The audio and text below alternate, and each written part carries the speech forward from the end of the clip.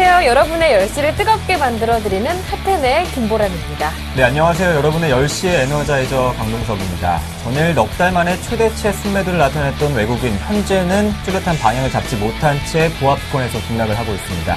출구 전략을 급히 실행할 필요가 없다는 연준 고위 인사들의 발언이 이어지면서 뉴욕을 비롯한 글로벌 증시가 상승 마감했지만 국내 증시에는 차익 실현 매물이 쏟아지면서 보합권에서 등락을 거듭하고 있습니다. 네, 맞습니다. 어제 국내 증시에서 외국인들이 한 1,800억 정도 팔았다고 해요. 오늘 장에서도 한 250억 정도 매도세 나타나고 있는 상황인데요. 이렇게 외국인들의 매수는 주춤한 사이에 기관의 매수가 그렇다고 적극적으로 따라붙지도 못하는 상황입니다. 현재 오늘 장에서도 개인만 1,000억 원 정도 사주고 있는 상황인데요. 이런 시기에 어떻게 대비하는 게 중요할 것인지 체크해보는 게 무엇보다 필수 사항이겠습니다. 먼저 화요일장 현재 시장 흐름부터 확인하고 돌아오겠습니다. 정혜림 아나운서와 함께합니다. 안녕하십니까, 정혜림입니다. 외국인의 변심으로 21선을 이탈하면서 어제장 장 마감을 했습니다. 1,800억 원에 가까운 매도 물량을 쏟아내면서 넉 달 만에 사상 최대의 순매도 규모를 보여줬는데요. 올해 7월 초 이후에 최대 순매도 규모로 이제는 외국인이 한국 증시에 대해 안녕을 고하는 바이 코리아로 이어지지 않을까 하는 우려가 커지고 있습니다. 오늘 외국인들의 움직임 주시해 봐야 할 것 같은데요. 자세한 코스피 흐름부터 살펴보도록 하겠습니다. 코스피 오늘 강보합 출발을 했습니다. 2030선에 가까운 출발을 했는데요. 낙폭을 점점 키워가면서 어느새 2020선까지 다가오고 지금은 2020선도 이탈한 모습 보여주고 있습니다. 8.33포인트 빠지면서 2016선에서 거래되고 있습니다. 자세한 수급 동향 이어서 살펴보도록 하겠습니다. 어제 외국인 1,800억 원에 달하는 최대 순매도 규모를 보여줬습니다. 오늘도 역시 물건을 내다 팔고 있는 모습 보여주고 있습니다. 258억 원 매도 우위 나타내고 있고요. 기관도 700억 원 가까운 매도 물량을 출해가면서 코스피 낙폭을 점점점 키워나가고 있는 모습 보여주고 있습니다. 개인만 1,000억 원 가까운 매물을 사들이면서 지수 방어를 견인하는 모습 보여주고 있습니다. 이어서 코스닥 흐름도 살펴보도록 하겠습니다. 코스닥 오늘 장 초반에는 강보합 출발을 했습니다. 상승폭 출발을 했지만 그 상승폭을 점점점 낮추면서 이내 하락 반전한 모습 현재 보여주고 있습니다. 1.85% 빠지면서 530선에 가까운 모습, 531선에서 거래 움직임 나타내고 있습니다. 수급 동향도 자세히 살펴보도록 하겠습니다. 거래소 시장과 비슷한 흐름 보여주고 있습니다. 외국인 51억 원, 기관 15억 원 동반 매도 우위 나타내고 있고요. 개인만 60억 원 매물을 사들이면서 지수를 견인하고 있는 모습 보여주고 있습니다. 시총 상위 종목군 흐름도 살펴보도록 하겠습니다. 거래소 시장입니다.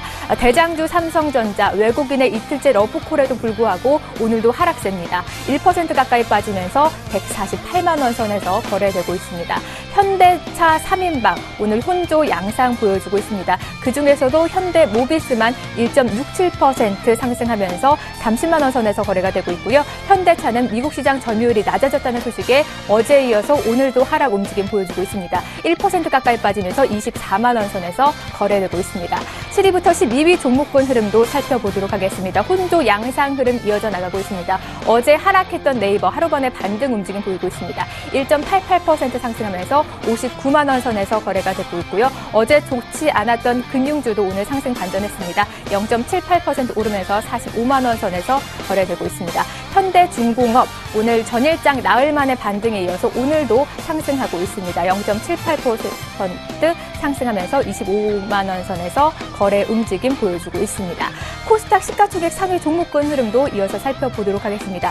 대장주 셀트리온 어제 하락세를 보였죠. 하루 만에 반등 움직임 보여주고 있습니다. 0.57% 상승하면서 44,000원 선에서 거래되고 있고요. 서울 반도체도 오늘 좋은 흐름 이어나가고 있습니다. 1% 급등하면서 43,000원 선에서 거래가 되고 있습니다. 오늘 홈쇼핑주 좋지 않은 모습입니다. CJ 오쇼핑, GS 홈쇼핑 동반 하락 움직임 나타내고 있습니다. 7위부터 12위 종목군 흐름도 살펴보도록 하겠습니다. SK 브로드밴드 이틀 연속 상승 흐름 이어나가고 있고요. 있습니다. SK 브로드밴드 보겠습니다. 0.88% 상승하면서 4,000원 선에서 거래가 되고 있고요. 포스코 ICT 하락 움직임입니다. 30원 빠지면서 8,300원 선에서 거래가 되고 있고 시즌 메디톡스도 파란불 켜면서 오늘 하락세 이어나가고 있습니다. 외환시장 동향 살펴보도록 하겠습니다. 외환시장 오늘 1,060원대 초반에서 보합권 등락을 거듭할 것으로 보입니다. 달러 강세 분위기와 함께 외국인도 순매도로 돌아섰고 당국의 경계감까지 더해지면서 숏 마인드가 다소 진정되기는 했지만 대기 매물로 이 반등폭은 크지 않을 것으로 보입니다. 현재 움직임 0.09% 빠지면서 1,061원 90전에서 거래되고 있습니다.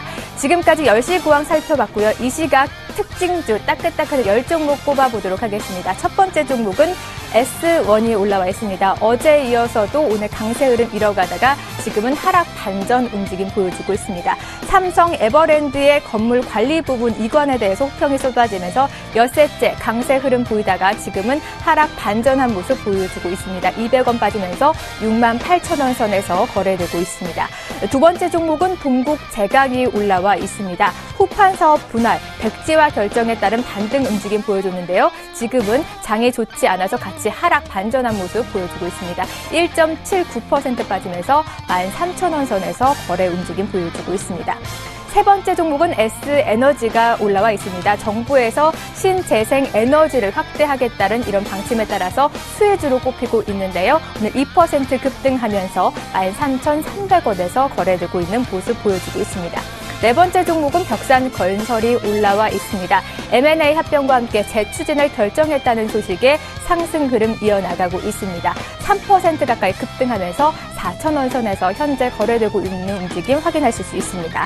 다섯 번째 종목은 두산인프라코어가 올라와 있습니다. 4억 달러 규모의 최대 이 글로벌 주식 예탁 증서 발행 소식에 약세 흐름 보이고 있습니다. 9% 가까이 빠지는 모습 확인할 수 있는데요. 13,000원 선에서 거래되고 있습니다. 여섯 번째 종목은 현대모비스입니다. 핵심 모듈 유적 생산 1억 세트를 돌파했다는 소식에 경쟁력이 부각되면서 오늘 외국계 창구를 통해서 매수세가 계속 유입되고 있는 모습 보이고 있습니다. 2% 가까이 급등하면서 30만 원 선에서 거래가 되고 있습니다. 일곱 번째 종목은 효성이 올라와 있습니다. 세계 최초로 이 나일론을 대체할 수 있는 고분자의 신소재를 개발했다는 소식에 오늘 강세 흐름 이어나가고 있습니다. 4% 가까이 급등하면서 76,000원 선에서 거래되고 있습니다.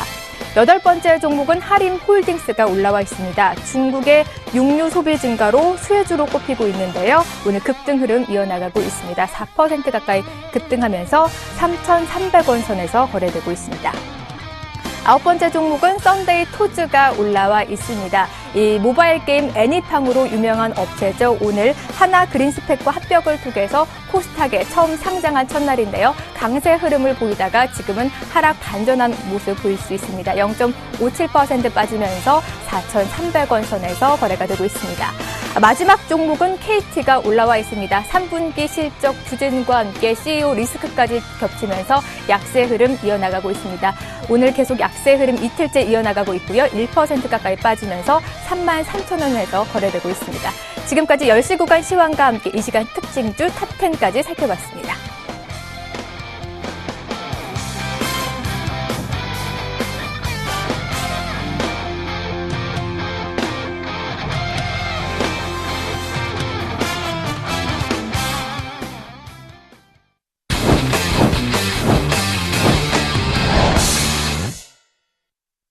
네, 이번 순서는 오늘장 시장 키워드 시간입니다. 전문가들의 발빠른 시장 키워드를 통해서 해석을 해볼 텐데요. 네, 화요일장 현재 코스피는 2010선까지 내려온 상황입니다. 오늘장을 이끌고 있는 주목해봐야 할 키워드 어떤 것들이 있는지 알아보도록 하겠습니다. 먼저 화면 통해 확인해 보시죠. 네, 첫 번째 이슈입니다. 리처드 피셔, 제임스 블러드 두 연방준비은행 총재들은 양적 완화 규모 축소가 일부에서 우려하듯이 올 12월로 당장 임박하지 않았다는 발언을 통해서 당분간 양적 완화를 동결할 것을 시사했습니다. 코스피 지수가 외국인의 이탈에 2020선까지 후퇴했습니다. 전일 외국인 순매도 규모는 약 1,821억 원으로 넉 달 만에 최대치를 나타냈습니다. 세 번째 소식은 삼성 에버랜드가 사업구조 재편에 들어가면서 관련주 주가가 큰 폭으로 올랐습니다. 에버랜드로부터 건물관리 사업을 사들인 S1은 사업 시너지로 주가에 긍정적인 영향이 기대되지만 식자재 유통 및 급식사업 인수 가능성이 부각된 호텔신라에 대해서는 확인되지 않은 사실로 주가가 크게 오른 데다가 후문의 실현 가능성도 낮다는 우려가 경계의 목소리가 커지고 있습니다. 외국인의 매수세가 몰리면서 한때 신고가를 찍었던 조선주들이 다시 주춤하고 있습니다. 하지만 전문가들은 조선주들이 일시적인 숨고르기 국면에 들어갔다면서 내후년부터는 실적이 개선될 가능성이 크다고 보고 있습니다. 네, 오늘장 시장 키워드 함께 해주실 분은 IM투자증권 여의도 지점의 양태준 대리님 연결해 보겠습니다. 안녕하십니까? 예, 안녕하세요. 네, 외국인들의 매수가 참 주춤해진 상황입니다. 그렇다고 기관 쪽에서 적극적으로 손바뀜이 일어나면서 매수하지도 않는 시점인데요. 현재 국내 시장 어떻게 전략을 세우면 좋을 것인지 어느 때보다 또 궁금해지는 시점이기도 합니다. 앞서 4가지 키워드를 만나봤는데요. 이 가운데 중점적으로 두시는 이슈들은 어떤 것들인지요? 예, 우선 첫 번째로 볼 이슈 같은 경우는 이제 삼성 에버랜드 사업 구조 재편, 과연 영향이 어떻게 진행이 될까, 좀 그게 관점 좀 이슈가 되고 있는데요. 우선 삼성그룹 계열사들은 사업 구조 재편을 위해서 이제 본격화하고 있습니다. 계열사로 겹치는 사업 분야를 다른 계열사로 매각을 하고, 또 연관성이 낮은 사업은 과감하게 매각을 하고 분할하는 방안을 추진하고 있는데요. 우선 이에 따라서 삼성 에버랜드 사업 구조는 크게 리조트 사업이라든지 E&A 사업부, 골프장 운영 사업, 패션 사업 부분 크게 4가지로 재편될 예정입니다. 삼성 에버랜드가 건물 관리업을 S1에 넘기고 급식과 식자재 사업은 따로 떼내서 새로운 회사를 만들기로 했는데요. 앞서 삼성 에버랜드는 제일모직의 패션 부분도 인수해 사업 구조를 재편하고 있습니다. 일각에서는 삼성 에버랜드가 이건희 삼성전자 회장의 아들인 이재용 삼성전자 부회장과 딸 이부진 롯데젤라 사장, 그리고 이서연 제일모직 부사장이 최대 주주였기 때문에 후계 경영에 대비한 사업 구조 조정이라는 분석도 좀 나오고 있는데요. 이번 제일모직 패션 사업 인수와 함께 이서연 부사장이 에버랜드로 합류하는 만큼 그룹권 내 경영권 승계 구도에 큰 밑그림이 그려지는 것이 아니냐는 생각이 들고 있습니다. 우선 삼성 에버랜드 같은 경우는 삼성생명, 삼성전자, 삼성카드로 이어지는 삼성그룹 지배구조의 정점에 있는 회사로 볼 수 있는데요. 사실상 지주회사인 셈입니다. 특히 이재용 부회장과 이부진 사장, 그리고 이서영 부사장이 최대 주주여서 기업 가치가 높아지면 이들 3세에게는 그만큼 수혜가 많이 돌아가게 됩니다. 삼성 에버랜드 매출이 약 10%를 차지하는 건물 관리업은 4,800원 내로 내년 1월 10일까지 S1에 넘어가게 됩니다. 그로 인해서 S1 주가도 상당히 급등을 하게 되었는데요. 주주총회 등을 거쳐서 건물 관리 사업 관련 자산 등과 인력이 모두 넘어가게 됩니다. 당초 에버랜드가 가진 경비 업무를 분리해 만들어진 S1 같은 경우는 이번에 빌딩 관리업까지 인수해 건물 관리, 그리고 경비 전문 기업으로 또 변신을 하게 됩니다. 그래서 S1 같은 경우는 부채 비율이 40% 안팎으로 현금 유동성 면에서도 단단한 회사고, 또 그동안 별 다른 신사업이 없었다는 점이 어떻게 보면 성장 동력이 없었는데요. 이제 이 부분에서 건물 관리 부분이 들어가게 되면서 영업이익률이 20%대를 매우 높은 사업이기 때문에 이제 S1의 수익성도 한층 개선될 것이라고 보고 있습니다. 이제 건물 관리 사업 양수는 기존 보안과 건물 스마트 그리 사업 등과 결합해 회사 성장을 시키는 발판으로 될 것으로 보고 있습니다. 또한 전체 매출의 45%를 차지하는 급식 및 식자재 사업은 경영 효율성을 높이기 위해 아직 가칭인데요. 삼성 웰스토리라는 별도의 기업을 만들게 됩니다. 다음 달 1일 신설되는 법인의 지분은 삼성 에버랜드가 모두 소유를 하게 됩니다. 에버랜드가 패션과 콘텐츠 사업 중심으로 재편된다면 물적 분할되는 급식 식자재 사업은 국내 급식업계 1위로 도약할 수 있는 발판이 마련되게 됩니다. 급식 식자재 사업 같은 경우는 에버랜드에서 가장 큰 매출 비중을 차지하는 사업 분야로서 연 매출 1조 2천억 정도의 알짜 사업입니다. 이렇게 사업 조정이 가속화되면서 이번 사업 조정이 끝이냐, 그것도 아니고 다음번 사업 조정이 어떻게 되느냐도 조심스럽게 나오고 있는데요.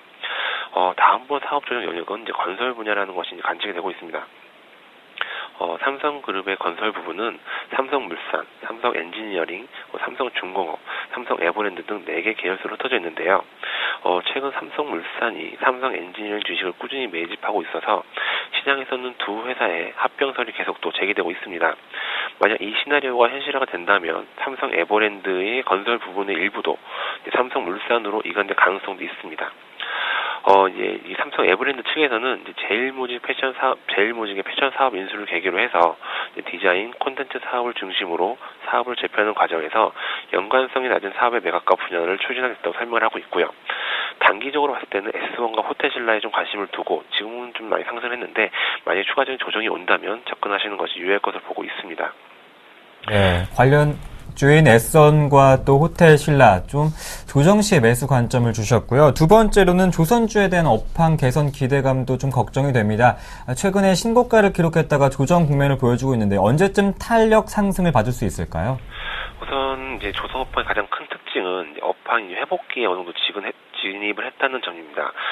수년간 지속된 불황의 늪에서 이제 조선 업체들에 대한 기대가 좀 크고 있는데요. 하지만 이제 최근 발표된 조선이 빅3죠. 3분기 실적은 이런 기대감과 좀 동떨어져 있습니다. 분명히 업황은 회복되고 있는데 실적은 부진하고 있습니다. 그 이유는 이제 어느 정도는 좀 생각하고 있으시라고 보고 있는데 따라서 이제 현재 이제 강세 흐름이 이제 주가 바닥인지 다소 시간을 좀 보고 이제 좀 다가가시는 게 좋다고 보고 있습니다. 조선 업종 같은 경우는 업종 특성상 이제 업종의 회복 시그널이 당장 조선 업체의 매출에 반영되지 않습니다. 올해 수주했다고 해서 올해 매출에 적용이 되지 않는다는 건데요. 통상 수주 금액은 몇 차례 나눠서 받습니다. 따라서 올해 수주한 선박의 건조 비용은 내년이나 아니면 내후년 매출에 반영이 되고 있습니다. 그렇기 때문에 이제 두 달 새 가파르게 이제 올랐던 주가가 조정 양상을 보이고 있는데요. 이거는 뭐 그렇게 뭐 나쁘게 보실 필요는 없으실 것 같고요. 이제 업황 개선 추세에 변함이 없다고 좀 보고 있습니다. 우선 조선 업체들이 최근 환율 변동에 이제 민감하게 반응하는 것도 이 때문인데요. 수주 자금을 받을 당시의 환율에 따라 금액 차이가 커집니다. 만약 잔금을 받을 당시 환율이 수주 당시보다 낮다면 그만큼 손해인 거죠. 최근 국내 빅3 실적이 부진한 이유도 이러한 이유에 좀 기인을 하고 있습니다. 상선 발주의 증가, 신조선의 상승이 호재가 잇따르고 있지만 실적이 이제 부진한 것은 과거의 수주 금액이 이번 실적에 반영돼서인데요. 최근 2년간 상선 성과의 하락 휴유증이 나타나고 있는 것이라고 보고 있습니다. 현재 수주 잔고의 상당 부분이 소진되기 전까지는 좀 의미 있는 수익성 개선이 좀 어렵지 않나 또 생각을 하고 있습니다. 대표적인 예가 이제 현대중공업입니다. 현대중공업 같은 경우는 지난 3분기 매출이 전년 대비 0.5% 감소한 13조 1,384억 원을 기록을 했습니다. 영업이익도 전년 대비 63% 줄어든 2,224억 원을 나타냈는데요. 이에 따라 또 당기순손실도 125억 정도 적자 전환을 하였습니다. 이번에 현대중공업 영업이익이 지난 1분기 3,770억 원을 기록한 이후 3분기 연속 감소를 하고 있습니다. 현대중공업 실적이 계속 부진한 것은 과거 수주했던 저가 물량이 올해 각 분기 실적에 반영이 되고 있기 때문인데요. 하지만 4분기에는 저가 물량이 대부분 털어낼 것으로 보고 있습니다. 국내 조선 빅3들은 지난 2011년에서 2012년 정도 수주한 저가 물량이 지난 2분기부터 본격적으로 반영되고 있는데요. 당초 시장에서는 이런 추세가 내년까지는 좀 지속될 거로 보고 있는데 하지만 최근 들어서 업황 회복에 대한 부분들이 점차 이제 구체화되면서 이제 이런 우려들은 줄어들고 있습니다. 아울러 실적 부진의 원인으로 꼽혔던 저가 물량이 이미 3분기에 상당 부분 반영했다는 점도 호재입니다. 따라서 4분기는 저가 물량 반영의 비중이 줄어들 것으로 보여지고 있고요. 이런 추세라면은 내년에 본격적으로 업황 회복을 누릴 수 있을 것이라 보고 있습니다. 따라서 이제 이런 부분들이 있기 때문에 4분기 이후, 즉 2014년부터는 업황 상승에 인한 주가 견인도 좀 긍정적으로 작용할 것으로 보고 있습니다. 예, 그렇다면 조선주 조금 고점에 사서서 손실 중인 분들은 어떻게 대응을 해볼까요? 우선 현재적으로는 고점에 사셨다고 하시더라도 지금 이제 3분기, 4분기에 대한 저가 물량 수주가 이제 어느 정도 해소가 되고 있기 때문에 약간 중장기적인 관점으로 내년 2014년 즉 한 3분기 정도까지 보신다면은 그 부분 손실에 대한 부분들은 어느 정도 완화가 되시고 수익 국면으로 이제 접어드실 것으로 보고 있습니다. 네, 업황 개선이 좀 기대되는 내년 후까지 좀 기다려보자는 관점을 주셨습니다. 네, 이렇게 해서 자세한 이슈에 대해서 분석을 들어봤고요. 오후장 전략도 세워보겠습니다. 오후장 전략 어떻게 세워볼까요? 우선 오후장 같은 경우는 우선 좀 이슈가 되는 게 외국인들이 44일간 순매수를 멈추면서 지금 아무래도 이제 투자자분들이 이제 고민이 좀 깊어지지 않았나 좀 보고 있습니다. 그리고 또 코스피 지수 같은 경우도 이제 40일과 상회하던 20일 이평선도 이탈을 했는데요. 우선 외국인 연속 순매수 행진이 멈추면서 외국인 매수세 둔화에 대한 우려가 현실화되었습니다. 그리고 이를 더해서 이제 4일에는 1,800억 정도를 내다 팔면서 올해 7월 초 이후 최대 규모의 매도세를 나타냈는데요. 과연 이렇게 매도세가 나타나면서 외국인이 과연 매도로 돌아서지 않았을까 하는 우려도 한층 커지고 있습니다. 외국인의 연속 순매수가 이제 중단되면서 단기적으로는 강한 상승을 좀 기대하기 어렵다는 걸로 보고 있고요. 외국인의 소극적 변곡이 발생된 업종과 종목과 그렇지 않은 구분을 좀 하셔야 되실 것으로 보고 있습니다. 우선은 7월 11일 이후에 외국인 매수세가 이어지면서 주가 상승도 동반이 되었지만 전일 큰 규모의 매도 물량이 출회된 업종 및 종목이 있습니다. 그 업종으로 봤을 때는 화학과 자동차 및 부품, 그리고 은행, 건설 등이고요. 종목으로 봤을 때는 효성이라든지 한라비스테온공조, 그리고 신한지주, 그리고 LG 하우시스 등입니다. 반대로 이제 이런 외국인 수급이 방향 전환해서 이제 음에서 양으로 바뀐 종목들도 있는데요. 이로써 이제 현대상사라든지 현대글로비스, 다우기술입니다.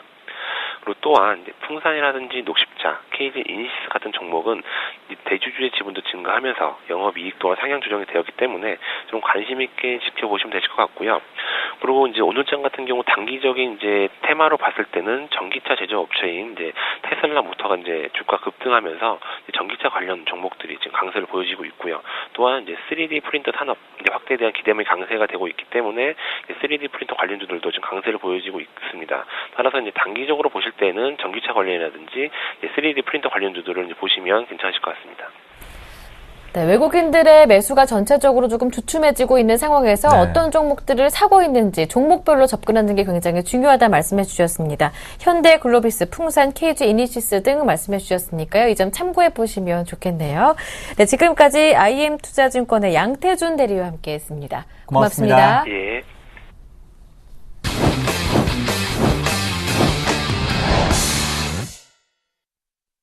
네, 시장에서 자꾸만 눈길이 가는 종목들이 있습니다. 언제쯤 사보면 좋을까 궁금하실 텐데요. 오늘 그 가격 진단해 드리고요. 전문가 눈에만 보이는 매력 종목까지 찾아드리는 시간입니다. 네, 일요일에 이주식 쌉니까 시간인데요. 샘플러스 이효열 멘토님 전화 연결해 보겠습니다. 안녕하십니까? 네, 안녕하십니까? 네, 시장에 자꾸만 눈길이 가는 종목 먼저 여쭤보겠습니다. 오늘 첫 번째 종목은 효성인데요. 최근 반등세를 유지하고 있는 모습이고요. 오늘 장에서는 장중에 한 9% 정도 급등을 해주는 모습이더라고요. 나일론 대체 소재를 개발했다 호재도 있는 상황이던데요. 지금 사보면 어떨까요? 네, 일단 효성은 가격적인 면에서는 싸다고 볼 수 있습니다. 네, 그동안에 사실 주가가 많이 하향을 했는데, 계열사들의 문제들, 지능기업이라든가, 과거에 이런 건설사들, 여러 가지, 또 세무조사도 좀 있었고요. 이런 부분 때문에 주가가 약간은 좀 밀려 있었는데, 효성은 일단 싸다고 볼 수 있어요. 펀더멘탈 상으로는 좀 유망합니다. 지금 흐름을 좀 보시면, 효성은 2조 5천억 원 정도의 지금 시가총액을 보이고 있고요. 전체적으로 순이익도 전체적으로 나쁘진 않습니다. 계열사들의 지분법 위기라든가 여러 가지 합산을 했을 때 작년보다도 상당히 개선된 상반기 실적이 좀 나왔고요. 3분기도 좀 기대를 하고 있습니다. 그래서 자산 가치나 그 실적 가치를 봤을 때는 상당히 나쁘지 않은 그런 흐름이고요. 더군다나 이제 오늘 상승이 급등이 나온 것은 말씀하신 것처럼 그 신소재 개발에 대한 호재가 나왔기 때문에 좀 장중에 급등을 했고요. 그런 부분으로 보셔야 되고, 일단 전체적으로는 그렇지만 효성이 전자재료 부문의 실적의 가세라든가 또 섬유나 화학 부분들의 증설 효과가 긍정적이기 때문에 시간을 더할수록 좀 더 가치는 높아질 것이다 이렇게 말씀을 드리겠고요. 현재 수급적인 흐름도 좋아 보입니다. 수급적인 모습에서도 외국인들의 매수 기조는 일단 유지가 되고 있다라고 좀 봐야 되겠고요. 더군다나 추세 자체도 오늘 또 갭상승을 출발을 하면서 상승 추세의 흐름으로 유지가 되고 있다 이렇게 보시면 좋겠습니다. 따라서 접근하실 때는 약간 그 대형주들의 흐름이기 때문에 분할 매수로 접근하실 필요가 있겠고요. 제가 효성 같은 경우는 이제 미리 좀 제가 종목을 좀 준비하다 보니까 오늘 갭상승이 벌써 많이 일어났어요. 그래서 일단 그렇지만 매수 관심가는 역시 오늘 갭상승 부분은 어떤 호재에 의한 상승으로 좀 보고요. 역시 7만 원 선 초반 정도가 매수 관심을 가질 수 있는 가격이다 이렇게 말씀을 드리겠고요. 오늘 벌써 호재 때문에 장중에 8만 원을 찍었는데 일단 목표가는 단기적으로 또 지난번 고점이었던 8만 원으로 말씀을 좀 드리겠습니다. 네, 효성 오늘 폴리케톤이라고 하더라고요. 네. 신소재 개발로 급등하고 있는데요. 이 종목 일단 7만 원대 초반으로 내려온다면 사볼만 하다 말씀해 주셨고요. 네. 목표 가격은 단기적으로 8만 원 말씀해 주셨습니다. 효성이었고요. 네, 혹시 김보람 아나운서는 해외여행 갔을 때 카지노 시설을 이용한 적이 있나요? 잠깐 이용해 본 적은 있는데 많이는 없고요. 네, 저도 많이 이용해 본 적은 없는데 네. 요즘 강원랜드를 좋게 이용한다면 그 말대로 휴가가 될 수 있을 것 같은데 제가 이 종목 때문에 질문을 드렸습니다. 강원랜드입니다. 최근 기관의 수급이 눈에 띕니다. 또한 10월에 국정감사도 끝났고요. 테이블 슬롯머신 증설로 하반기 실적 상승이 기대되는 종목인데요. 최근 3만 원대 흐름을 회복한 현재 시점 가격적인 평가가 궁금한데요. 일단 강원랜드는 뭐 참 사실 과점 체제, 독점과 과점 체제로 가지고 있는 그런 카지노 업체이기 때문에 상당히 좋은 사업 구조를 갖고 있습니다. 다만 좀 펀더멘탈 상으로 보면 좀 비싼 가격이에요. 현재 가격은 약간 비싸다라고 말씀을 좀 드리겠습니다. 다만 가격은 좀 비싼 흐름이지만 전반적으로 최근에 오늘도 이제 상승을 하고 있는 것은 그동안에 사실 좀 주가가 많이 빠졌습니다. 계속해서 주가가 좀 약세를 보였고요. 또 여러 가지 이슈들로 인해서 충분히 주가가 좀 많이 하락했던 그런 모습이고요. 최근에는 테이블 슬롯 머신이 증설이 좀 됐습니다. 그래서 테이블 수가 굉장히 늘어났거든요. 그래서 테이블 증설이 풀가동 될 수 있는 그런 분위기를 좀 가고 있기 때문에 그렇다라면 하반기 후에 실적 턴어라운드를 좀 전망할 수 있지 않겠느냐 이런 전망으로 인해서 최근에 좀 강세를 보여주고 있습니다. 그리고 최근에 이제 국정감사도 좀 마무리가 됐죠. 강원랜드 국정감사가 마무리됐고 또 증설된 테이블의 풀가동에 집중을 좀 한다면 역시 실적 개선이 예상된다 이런 부분 때문에 현재 흐름은 좋은 부분이다 이렇게 말씀드리겠고요. 다만 그 말씀드린 대로 펀더멘털 상으로 한번 잠깐 봐드리면은 일단 시가총액은 6조 5천억 원 정도의 강원랜드가 되겠고요. 흐름을 보시면 물론 그 안정적입니다. 어떻게 보면 성장을 계속 했다라기보다는 가치주 좀 보시는 게 맞을 것 같고요. 영업이익이나 순이익은 보통 4천억, 또 단기 순이익도 한 3천억 원 선에서 계속 유지가 되고 있는 기업이라고 보시면 되겠고요. 자산 가치나 실적 가치, 물론 안정된 그런 모습은 있습니다만 자산이나 실적 가치에 대비해서 현재 주가는 약간은 좀 비싼 측면이 있다 이렇게 말씀을 좀 드리겠고요. 다만 최근에 반등을 하는 것은 그동안에 강원랜드의 성장성 이런 것 때문에 최근에 올해 상반기까지만 해도 한 3만 7천 원대까지 좀 주가가 올라가 있었어요. 그래서 최근에 주가가 많이 하향을 했기 때문에 그런 부분을 감안했을 때 상승을 하고 있다 이렇게 보시면 되겠고요. 역시 또 소비 시즌이라든가 이런 4분기 또 시즌들이 좀 오기 때문에 그런 부분들이 같이 작용을 했다 이렇게 말씀을 드리겠습니다. 그래서 강원랜드는 약간 비싸지만 최근에 어떤 흐름들은 나쁘지 않다 이렇게 말씀을 드리겠고요. 지금 주가가 좀 많이 사실 좀 올라 있습니다. 벌써 3만 한 2천 원 언저리 근처까지 좀 가고 있는데 일단 매수 관심가는 3만 원 선 초반이 역시 적당해 보입니다. 지금 3만 원 선 초반이 넘어선 이후에 좀 많이 올랐는데 일단 추격 매수하기에는 조금 제 생각에는 부담스러워 보이고요. 매수 관심가는 3만 원 선 초반으로 말씀을 드리고 목표가는 3만 4천 원으로 말씀을 드리겠습니다. 네, 오늘 효성과 강원랜드 최근의 급등으로 인해서 가격 평가는 비싸다고 평가해 주셨지만 강원랜드 같은 경우에는 최근 흐름이 괜찮기 때문에 조정 시 한 3만 원대 초반대에서는 관심가 좋다고 정리해 주셨습니다. 네, 효성은 그래도 싼 가격이다 이렇게 말씀해 주셨었죠. 네. 이렇게 두 종목 먼저 질문을 드려봤고요. 이어서 이효열 멘토님이 보시는 매력 종목 들어보겠습니다. 오늘은 어떤 종목인가요? 네, 오늘은 최근에 시장이 좀 조정을 받고 있는데 매수주 중에서 한솔재지를 좀 가져와 봤습니다. 네. 한솔재지는 잘 아시다시피 대표적인 제지 회사가 되겠고요. 그다음에 한솔그룹의 거의 지주사 역할을 하고 있는 그런 기업이라고 보시면 되겠습니다. 한솔재지는 사실 작년에 제지주들 전체적으로 작년에 펄프 값이 하향 안정화되면서 수익성이 굉장히 좋아졌어요. 그래서 그렇게 되면서 주가가 15,000원대까지 상승했던 부분입니다. 물론 여기에는 지주사라든가 또 이런 부분에 대한 기대감 때문에 좀 올라 있었는데 최근에 그런 부분이 약간은 좀 무산이 되면서 주가가 좀 많이 좀 빠졌던 그런 상황입니다. 그러나 최근의 흐름들을 보면 충분히 좀 매력을 느낄 수 있는 흐름이다라고 좀 보여줄 수 있는 것은 역시 배당도 충분히 3% 이상의 배당을 하고 있는 기업이고요. 또 계열사들의 손실이 많이 축소되고 있다는 점은 긍정적이다 이렇게 말씀을 좀 드리겠고 실적 면에서는 굉장히 그 자체적인 제조업황에서는 나쁘진 않습니다. 지금 시가총액이 5,500억 원 정도 되는데요. 지금 3분기 지금 실적이 189억 원의 순이익을 좀 기록을 했어요. 그래서 3분기까지의 토탈을 보면 한 400억대 이상 순이익이 나오고 있습니다. 충분히 가치가 좋은 기업이다 이렇게 말씀을 좀 드리겠고요. 더군다나 중요한 것은 최근에 수급 흐름이 좋아 보입니다. 최근에 수급 흐름을 보이면 물론 오늘은 약간 차익 매물이 외국에서 좀 나오긴 했습니다만 전체적으로 단기간에 걸쳐서 10월 한 중순부터 해서 한솔 재질 외국인들이 한 120만 주 이상 매집을 좀 해주고 있는 그런 부분이라고 좀 볼 수 있겠습니다. 또 이런 부분이 상당히 호재로 좀 작용할 수 있겠고요. 또 4분기 뭐 특수지 부분에 어떤 흐름들이 나쁘지 않기 때문에 전체적으로 영업이익의 개선이 좀 기대된다 이렇게 보겠습니다. 따라서 실적 개선이나 수급 유입의 기대를 좀 감안해 본다면 충분히 매수할 수 있는 종목이다 이렇게 말씀을 드리겠고요. 매수 관심가는 지금 약간은 좀 조정을 보이고 있습니다만 역시 한 12,000원 선 초반이면 충분히 매수할 수 있는 좋은 가격이다 이렇게 말씀을 드리겠고 앞서 말씀드린 대로 실적 기대라든가 수급의 호조를 봤을 때 목표가는 15,000원으로 말씀을 드리겠습니다. 네, 이효열 멘토님이 주신 매력 종목은 네. 한솔 재지였습니다. 실적 좋은 종목이고요. 무엇보다도 수급이 상당히 좋은 흐름 보여주고 있다 말씀해 주시면서 12,000원대 초반 정도면 사실 때 부담 없으시겠습니다. 네. 목표 가격은 15,000원 정해주셨습니다. 지금까지 샘플러스의 이효열 멘토와 함께 말씀 나눴습니다. 고맙습니다. 네, 감사합니다.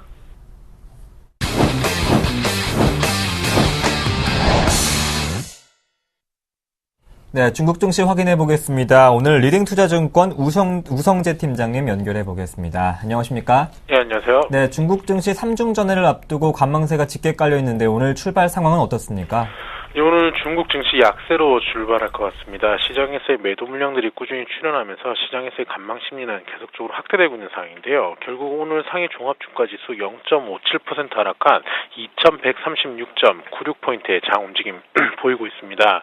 지금 부동산주를 중심으로 한 시장에서의 매도 물량들이 꾸준히 출현하면서 시장에서의 불안감이 좀 커지고 있는 상황인데요. 지금 지방 중소 도시를 중심으로 한 부동산 시장의 가격 하락에 대한 부담감들이 나타나면서 시장에서의 부담감들이 크게 확대되고 있는 상황입니다. 지금 중국의 10월 비제조 PMI 지수 예상치 53.6으로 지금 나오면서 시장에서의 움직임은 큰 영향을 받지 않고 있는 모습을 보이고 있는 가운데 지금 중국의 A주의 10월 비유통지 해제 물량이 큰 폭으로 증가할 것으로 보이면서 수급 악화에 대한 우려감이 좀 커지고 있다라 보시면 좋을 것 같습니다. 지금은 시가총액으로 보았을 경우 1,079억 3,900만 위안이 이번 10월에 시중에 유통이 될 것으로 보이고 있는 가운데 이러한 비유통주 물량이 해제되면서 시장의 수급 악화 우려 커지고 있는 가운데 시장이 하락을 하고 있는 가운데 이러한 비유통주 물량이 크게 나오지 않을 거라는 전망 또한 나타나고 있는 만큼 시장에서의 혼조장세 움직임이 좀 이어져 나가고 있습니다. 결국 시장을 견인할 만한 뚜렷한 상승 모멘텀의 부재 속에서 시장에서의 간망 심리가 확대되고 있는 가운데 지금 중국의 3중 전해를 앞둔 시장에서의 간망 심리가 커지고 있는 상황입니다. 결국 지금 3중 전해에 관련된 그린 에너지 관련주들 그리고 대기 청정 관련 주들의 강세가 눈에 띄는 모습을 보이고 있는 가운데 업종별로 좀 다른 움직임을 보일 것으로 전망이 되고 있는 만큼 이러한 부분 염두하시고 접근하셔야겠습니다.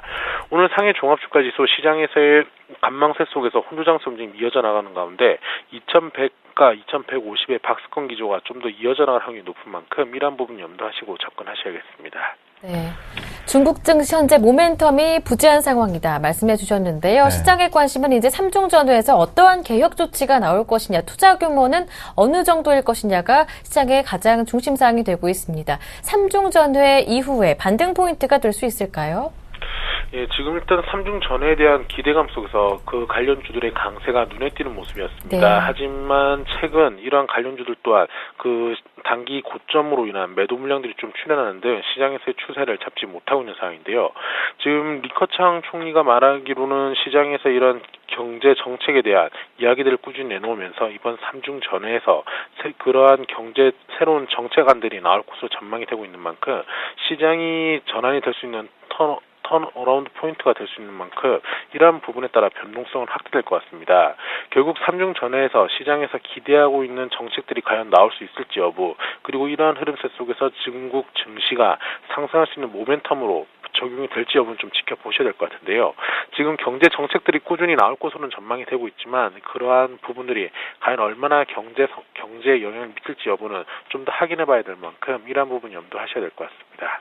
네, 아직까지 시장에 뚜렷한 반등 영향은 주지는 못할 것이다. 일단 두고 보자라는 말씀인 것 같습니다. 지금까지 리딩투자증권의 우성재 팀장님과 함께했습니다. 고맙습니다. 네, 고맙습니다.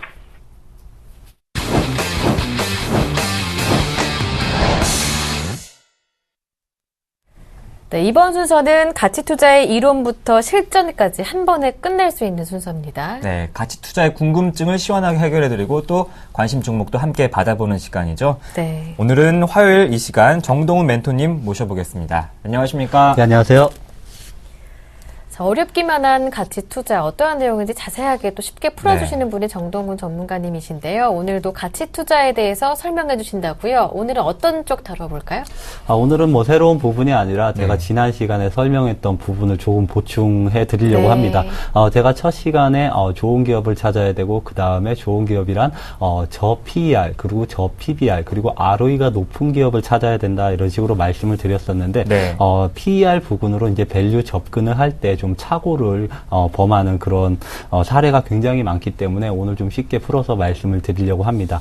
우리 국내 시장, 그러니까 우리나라 코스피 시장의 전체 PER은 아직까지 10배가 되지 않는 수준입니다. 그런데 내가 어떤 종목에 관심을 가지고 있는데 그 기업의 PER이 올해 예상되는 PER이 뭐 6배, 7배다. 이게 저평가된 거냐 아니냐. 물론 시장 대비 봤을 때는 저평가인데 PER로 밸류를 측정할 때는 동종업체, 그러니까 경쟁업체, 같은 사업을 영위하는 기업의 평균 PER을 봐야 됩니다.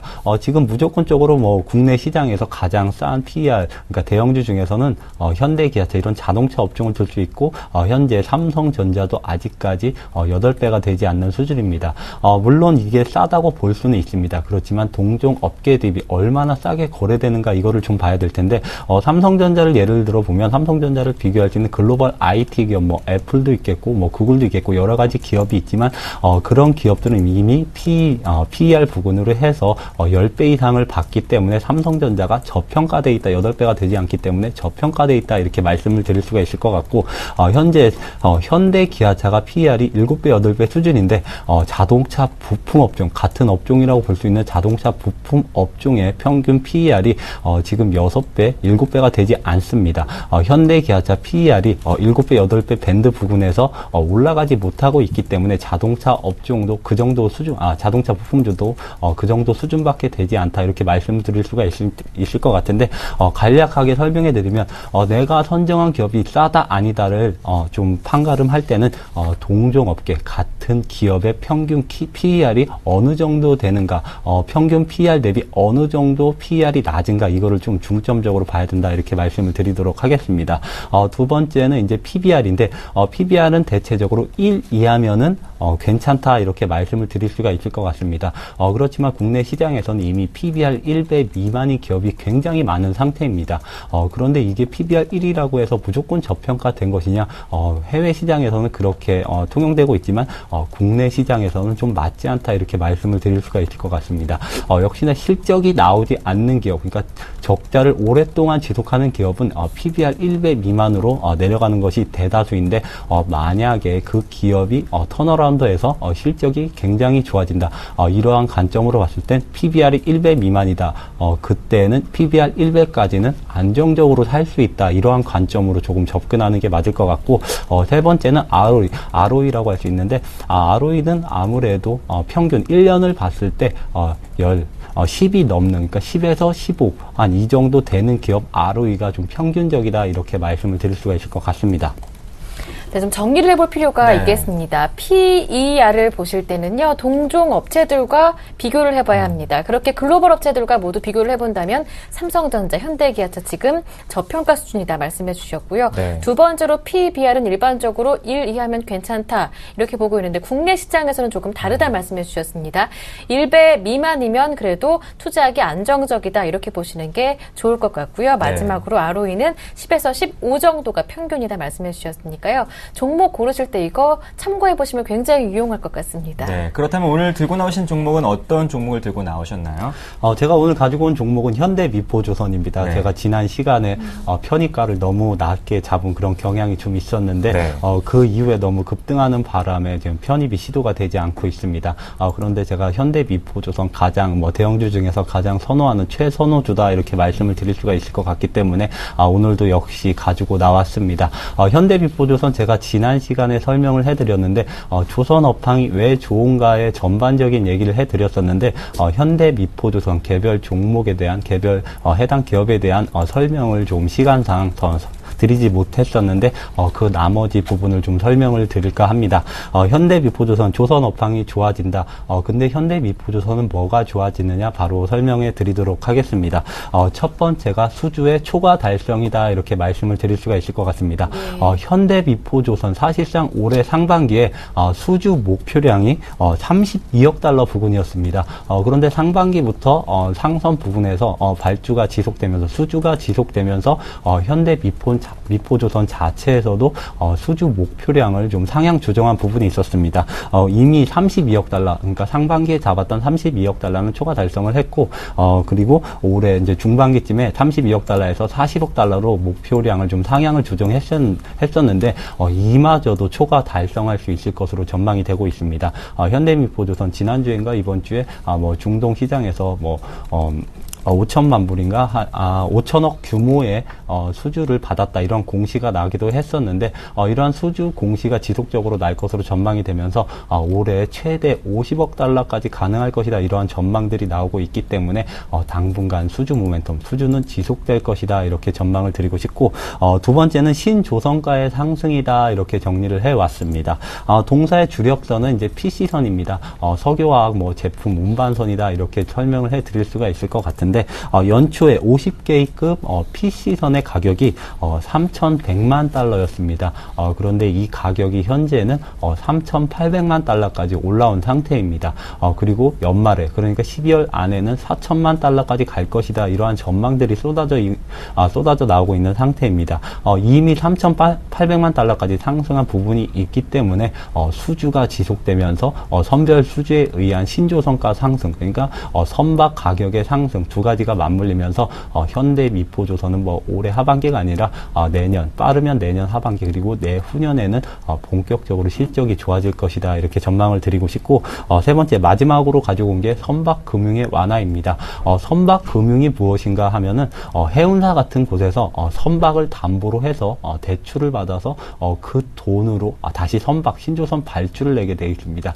그런데 2008년 2009년 금융위기 이전까지는 유럽계 선박금융이 전 세계 점유율의 85% 정도를 차지를 했습니다. 그런데 유럽 경기가 2009년 이후 굉장히 안 좋아지면서 현재 올해 상반기까지 60%까지 점유율이 좀 다운된 경향이 있었는데 유럽 경기가 회복되면서 대형 은행들이 이제 파이낸싱을 좀 활성화시키려는 그런 움직임을 보이고 있습니다.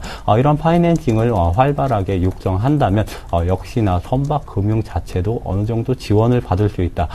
그렇게 된다면 유럽계 선박금융 점유율이 60%에서 더 다운되는 것이 아니라 다시 한번 올라가지 않을까. 만약에 선박금융이 지원이 된다면 신조선 발주는 더욱 활발하게 일어날 가능성이 굉장히 큽니다. 이러한 모든 부분을 봤을 때는 조선업종 3분기 실적이 굉장히 안 좋게 발표되면서 오히려 주가가 상승하기도 했었는데 수주 모멘텀 그리고 선박금융의 완화 그리고 신조선가의 상승 이 세 가지를 본다면 아직까지 조선주 버릴 때가 아니라 살 때다 이렇게 정리해 드리도록 하겠습니다. 네, 그렇다면 현대미포조선 보유 전략과 또 기간, 목표가 손절과 함께 짚어주시죠. 현대미포조선 제가 지난 시간에 아직도 기억나는데 좀 낮게 잡은 경향이 있습니다. 15만 9,600원인가 500원으로 잡았었는데 오히려 바로 올라갔습니다. 그렇지만 이틀 동안 또 너무 급등을 했기 때문에 편입가는 16만 7,500원으로 잡도록 하겠습니다. 이 가격이 안 온다면 제가 현대미포조선 너무나 좋기 때문에 다음에 또 한번 편입 시도를 할 것입니다. 그렇지만 올라가는 상태에서는 무리하게 추격 매수를 조금 자제해보자 이러한 관점으로 봤을 땐 1차적으로 16만 7,500원에서는 편입이 가능하다. 무리해서 산다 그러면 17만 원 부근에서도 편입이 가능하겠지만 방송에서는 16만 7,500원으로 잡도록 하고 1차 목표가는 19만 원 그대로 유지하도록 하겠습니다. 제가 개인적으로 보는 목표가는 25만 원 선 부근입니다. 그렇지만 아직까지는 1차 목표가 많이 남았기 때문에 1차 목표가는 19만 원으로 잡도록 하고 손절가는 기존대로 13만 원으로 제시하도록 하겠습니다. 네, 따라가서 잡지 말고 매수가 이번엔 조금 높여주셨습니다. 16만 7,500원에서 관심 가져보자는 전략 세워주셨습니다. 네, 이 가격 혹시 안 온다 할지라도 다음 시간에 다시 한번 매수 가격 잡아주신다고 하셨으니까요. 너무 섣부르게 급하게 들어가지 않는 것도 중요하겠습니다. 현대미포조선 한번 잡아봤고요. 지난주 포트폴리오 수익률 현재 어떤지 한번 확인해 보겠습니다. 모두 빨간불이던데요. 확인해 보겠습니다.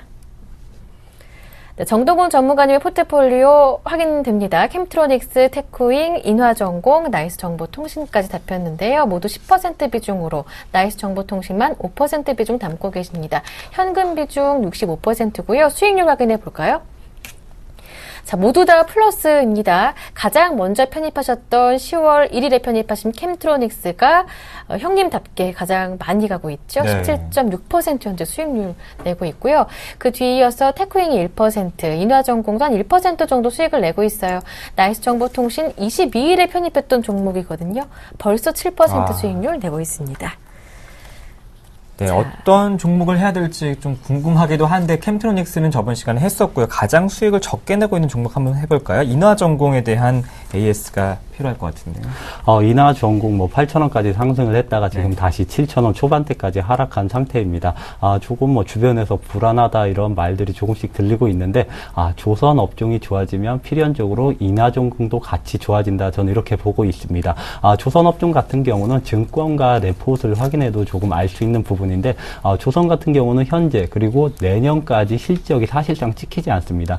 조선 업종은 우리나라를 대표하는 수주 산업이다 이렇게 말씀을 드릴 수가 있을 것 같은데, 수주 모멘텀에 의해서 주가 상승이 있지 실적이 나올 때는 사실상 주가 상승은 좀 미비하다 이렇게 말씀을 드릴 수가 있을 것 같습니다. 그런데 최근에 증권가 레포트에서 조선업종 탑픽 종목으로 꼽고, 그리고 TP 그러니까 목표 주가를 잡을 때 PER로 밸류를 측정하지 않습니다. 왜냐하면 당장의 실적이 나오고 있지 않기 때문에 당장의 목표 주가를 산정할 때 PER로 산정할 수 없는 게 조선업종인데, 그에 따라서 PBR로 목표 주가를 상향을 합니다. 현대미포조선, 현대중공업 이런 조선업종 같은 경우는 업황이 회복되면서 PBR 1배 미만이었던 것을 현재 PBR 1배까지 올려놓은 상태입니다. 그런데 1.5배까지는 올라갈 가능성이 굉장히 크다. 업황이 살아나기 때문에 이러한 관점으로 봤을 때 인화전공 선박 엔진 가공을 하는 업체입니다. 같은 조선업종에 속해 있기 때문에 PBR 부근으로 밸류 접근을 해야 될 것으로 전망이 되고 있습니다. 인화전공 현재 PBR이 0.5배입니다. 현대미포조선 대형주이기 때문에 수급 또한 괜찮기 때문에 1배까지 올라왔지만 인화전공 PBR 0.5배는 너무 과도한 저평가 구간이 아닌가 저는 이렇게 판단을 하고 있습니다. 만약에 현대미포조선, 현대중공업 이런 빅3 조선사가 만약에 다시 한번 랠리를 펼친다면 인화전공 PBR 1배 부근까지는 충분히 상승이 가능하다. 이러한 관점으로 봤을 때 인화전공 최소한 10,000원까지를 무난하게 오랫동안 지속적으로 끌고 가도 불안하지 않은 투자를 지속적으로 할 수 있다. 이렇게 말씀을 드리도록 하겠습니다. 네. 네, 그렇다면 오늘 만약에 현대미포조선이 167,500원에 편입이 된다면 최종 포트에 실릴 거고요. 이렇게 높은 수익률을 낼 수 있었던 거는 샘플러스 정동훈 멘토님만이 할 수 있는 힘인 것 같습니다. 지금까지 정동훈 멘토님과 함께했습니다. 고맙습니다. 네, 감사합니다. 네.